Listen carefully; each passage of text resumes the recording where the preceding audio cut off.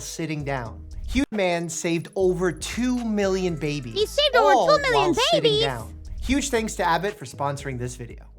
It all started in Australia in 1951. A 14-year-old boy named James Harrison underwent major chest surgery to remove an infected lung. The procedure and recovery were absolutely brutal, requiring him to stay in the hospital for 3 months and receive over 13 units of blood. Miraculously, James survived. Knowing how close he came to death, James was overcome with gratitude for the nameless donations that saved his life. So he decided to pay the world back and pledged to start donating himself when he turned 18. Whoa, they blur blood donation now on YouTube? Holy shit. Are you not allowed to show blood donation? That's crazy. Just one problem. James hated needles. How is he gonna donate blood? Well, he had a very simple but evidence-based approach. Distraction. He just wouldn't look. So 2 days later, after his 18th birthday, James rolled up his sleeve, turned his head the other way, and the donation process had begun. Turns out, it wasn't so bad after all, and James left with his head held high, proud to return the favor of donating blood that had saved him years before. Wow. Maybe his donation would help a teenager going in for surgery just like him. Maybe it would be used to treat a patient who survived a traumatic accident like a car crash. Donated blood can be used to help treat cancer patients or mothers delivering babies. The uses were truly endless, and in reality, James was just happy to contribute and save a few lives. What he didn't realize was he would actually wind up saving millions, including his own grandson. Here's how. His first donation went so well that he went to donate again and again and again for years. Of course, waiting the required several days between donations before popping into one of Australia's donation centers. Then one day, something strange happened. You see, in the 1960s, Australia was battling a bizarre epidemic. Thousands of babies were dying every year. Some were stillborn, and others were born with severe brain damage. But it was a complete mystery. Australia poured their resources into solving the problem until doctors finally realized the cause.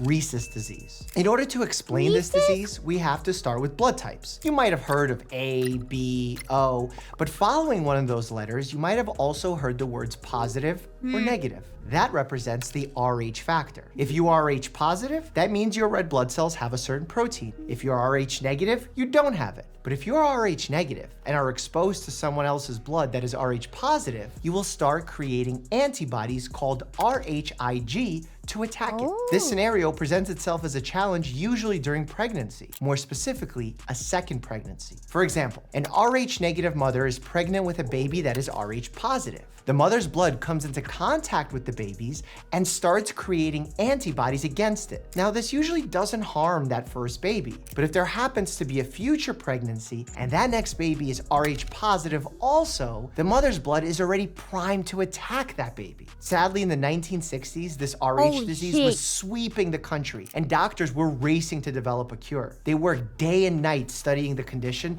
testing treatment after treatment. They eventually discovered that in order to solve the problem, they were going to need those special antibodies rarely found in human blood. But in a nation of over 10 million Australians, how are they going to find that needle in the haystack? Doctors started looking in the most obvious place, the existing record of blood donors. One at a time, they reviewed samples from previous donors, thousands of names with no antibodies until James Harrison. And his blood didn't just contain them, he was unusually producing them constantly. Australia no longer just wanted James' blood, they needed it. So authorities came to James with a humble request. Would he continue to donate his blood and work with health officials to develop a cure? James answered the call, opened his veins, and gave all he could. Scientists took the donations, separated his blood into red blood cells, which they then returned back to James, and continued testing his plasma. And after countless tests and failed batches, they finally... Wait, plasma? Let me explain. Turns out your blood is actually made up of mostly plasma, which is a straw-colored fluid that helps transport your red blood. The liquid gold! The liquid gold! That's the liquid...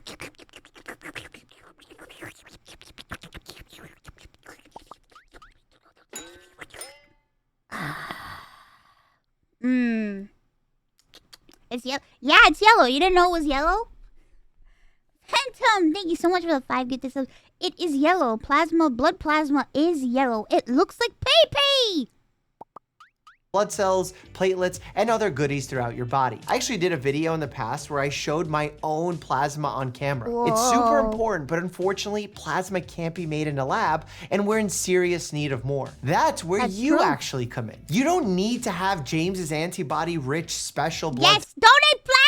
To help. You see, there's a serious need for donors because the need for plasma-derived medicines has dramatically risen over the last 20 years, with more and more people needing these therapies to treat primary immunodeficiency diseases, hemophilia, burns, and so many more. That's why it's so important. Plasma is used for so much stuff. They use plasma for everything these days. It's crazy how important plasma is. I mean, it's always been important, but it's become even more important. And it's not just for people like me. It's for many other conditions and many other things.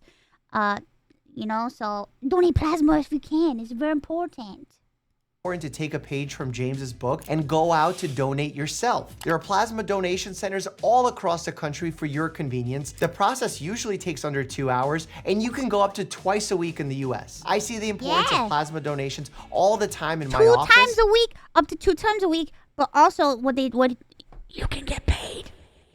You can get paid. You can get paid, guys. You get paid money. They give you money, even though, you know, people think it's weird, but it's not weird.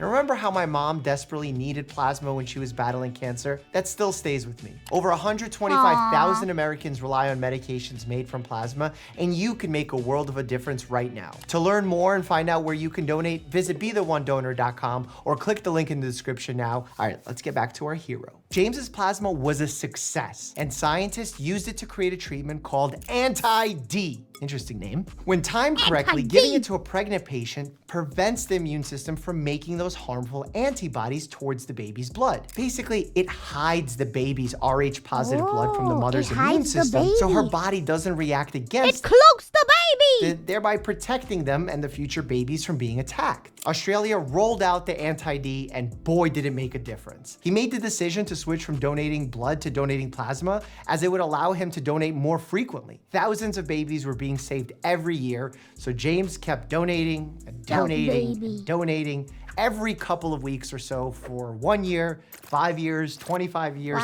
60 years. All in all, James made 1,173 donations over 6 decades, what a hero. saving the lives of over 2 million babies. 2 million The story doesn't end there. You see, he gave his final donation at the age of 81, finally retiring to focus on his own health. There are only about 200 people in Australia whose blood produces the necessary antibodies, and James definitely donated the most. That means for 60 plus years, every single batch of Anti-D that had been produced in Australia was made in part from his blood, and now researchers are actually working to develop a synthetic version of his antibodies that they're playfully calling I'm gonna cry. James What in the a fuck? jar. That's so Talk sweet. about bad medical puns. His 1,173 donations is a world record, and one that he's actually eager for someone to break because of how many lives that would save. He probably also didn't expect that many years after all that donating, his own daughter would receive an Anti-D injection made from his blood, saving the life of her unborn son. That's a generation crazy. later, that boy, James's grandson, is now expecting his first child. James's blood literally created a treatment that had saved his own family. These days, James lives a peaceful life on the coast of Australia, retired from his career working on railroads, proud of the lives he's been able to save. And despite his impact, James remains humble, saying we can blame him for Australia's huge increase in population. Visit BeTheOneDonor.com or click the link in the description now to find a donation center near you so you can follow James's lead and help save lives. Wow. A teenage girl actually fell out of an airplane and crash landed into the Amazon jungle. Click here to see the miraculous story of how she survived. And as always, stay happy What the and hell? Holy shit, that's scary. Wow, James, you're a true hero, James. That was incredible. What the fuck? I'm gonna cry. Man, there are a lot of nice people out I in the realized a world. few years ago that I'm a universal plasma donor, and I thought it was cool, but I didn't realize how important my donation could be until I started watching you, and that maybe I could be a fraction of the gigachad that James is. You are a Giga Chad just for donating. Thank you. Thank you so much, Joe.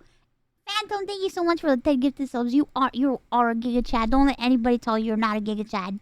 If you donate plasma, you're the ultimate Giga Chad automatically.